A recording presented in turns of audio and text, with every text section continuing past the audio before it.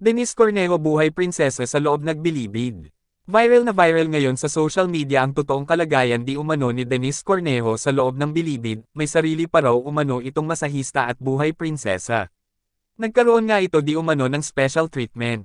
Nakabilanggo na si Denise Cornejo sa Correct INL Institute for Women sa Mandaluyong City. Inilabas na rin ng Bureau of Corrections ang mugshot niya.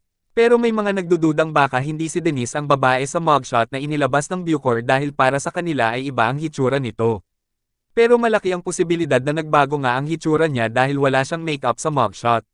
Bukod dito, kahit tinakpan ang mga mata sa inilabas na mugshot, mababanaag sa mukha ang matinding pagod na nararamdaman na hindi nakatakataka dahil sa masaklap na nangyari sa kanyang buhay.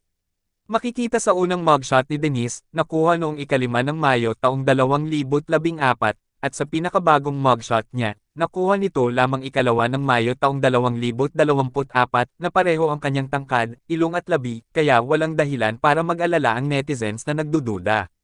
Marami ang nagimbal sa sinapit ni Denise, lalo na ang pamilya niya at mga kaibigan.